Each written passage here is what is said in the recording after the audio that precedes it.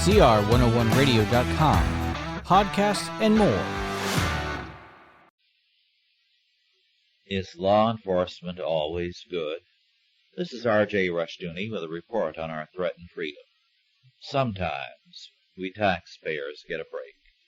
In 1980, Donald Lambro in Fat City, How Washington Wastes Your Taxes, listed 100 federal agencies which have been wasting our money. This list, he made clear, was not complete. The main function of these agencies is to spend money and to provide bureaucratic jobs. The good news is that one of these, created in 1968, died on April 15, 1982, after spending nearly $8 billion of our money. This agency was the Law Enforcement Assistance Administration. Like all such agencies, this one was given a good name, one designed to make criticism difficult.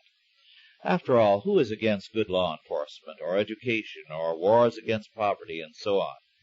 Usually, however, the better sounding the cause is, the worse the agency and its work.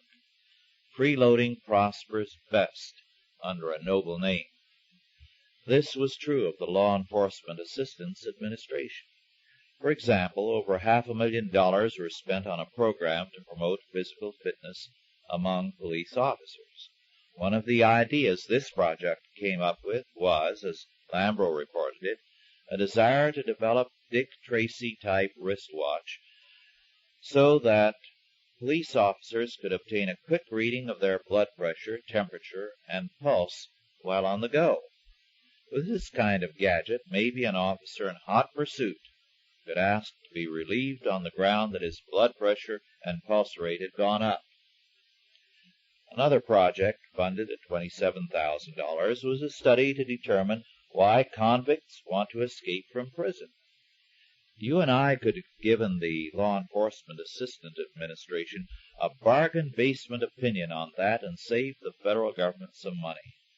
The point is, however, when an agency thinks up subjects like that, it means that it is straining to find ways to spend the appropriated money and to reward some sociologist with a grant of money. Another study was financed to find out why people move out of neighborhoods where the crime rate is high.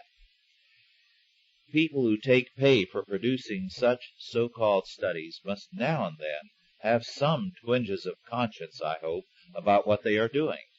Streetwalkers are at least honest about what they are.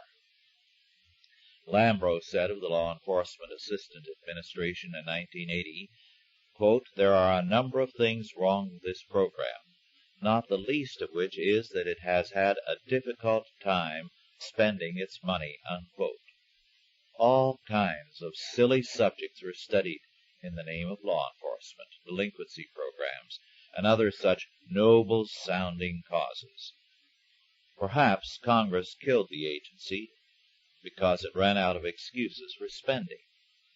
Well, Lambro tells us that there are at least 99 more such bureaus that he can document as useless and wasteful. Maybe Congress even created some new ones to replace this one. One thing is sure.